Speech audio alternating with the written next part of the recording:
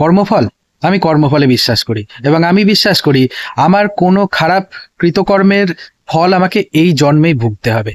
কারণ এই কিছুদিন আগে মোহনবাগানের দেশীয় ফুটবলাররাও তারা ইরানে সেপাহানের বিরুদ্ধে মোহনবাগানের হয়ে এএফসি চ্যাম্পিয়ন্স লিগ 2 এর ম্যাচে তারা যেতে চাইলেন না, কি না তো তাদের ভয় করছে ইরানে গিয়ে যদি বোম্বিং হয়ে তারা মারা যায়, যেটা সম্পূর্ণ ইউজলেস একটা অজুহাত ছিল। ইরানের সব দল যাচ্ছে, তারা খেলছে। গত বছরও মোহনবাগান খেলতে যায়নি, আমরা সমর্থন জানিয়েছিলাম, কিন্তু এবার যখন খেলতে গেল না তখন আমরা তীব্র প্রতিবাদ জানিয়েছি। কত অল্প দিনের মধ্যে পট পরিবর্তন হয়ে গেল ভাবুন দেখি। এই মোহনবাগান প্লেয়াররা, এই শুভাশিস বোসরা, এই মনবীররা, আপুইয়ারা, থাপারা, তারা এখন কাতর আবেদন জানাচ্ছেন, ফেসবুকে পোস্ট করে যে তাড়াতাড়ি আইএসএলটা শুরু করা হোক। বলে না হাতের লক্ষ্মী পায়ে ঠেলতে নেই, মনে হচ্ছে সেটাই হচ্ছে।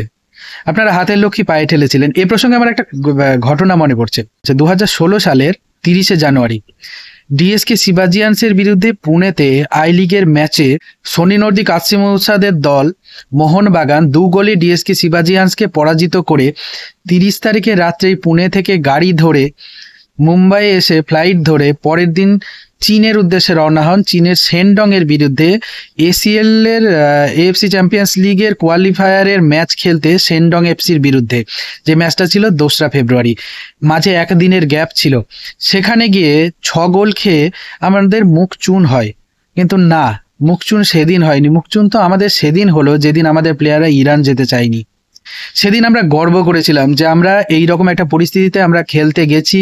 কাতসুমি সোনিরা জীবন লড়িয়ে দিয়েছিল, 6 গোলে আমরা হেরেছিলাম, 6টা গোল খেয়েছিলাম, কিন্তু আমাদের কোনো লজ্জা নেই। লজ্জা বরং আজকে আমরা ইরানে যাইনি, তার থেকে বেশি লজ্জা হওয়া উচিত আমাদের সেই সব মোহনবাগানি প্লেয়ারদের যারা আজকে কাতর আবেদন জানাচ্ছেন যে আইএসএলটা যেন তাড়াতাড়ি শুরু করা যায়। তাই একটা জিনিস আমি বিশ্বাস করি, কর্মফল। মোহনবাগান প্লেয়াররাও হয়তো এই কর্মফলই ভুগছেন।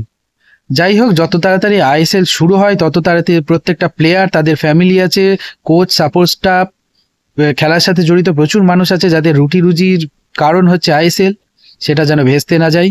তারা ভুল করেছে, তারা শিক্ষা নিক এই ভুল থেকে, ভবিষ্যতে এই ভুল করার আগে যেন তারা দুবার ভাবে। তাড়াতাড়ি আইএসএল শুরু হোক এই প্রার্থনা করি আমরা ভগবানের কাছে। জয় মোহনবাগান।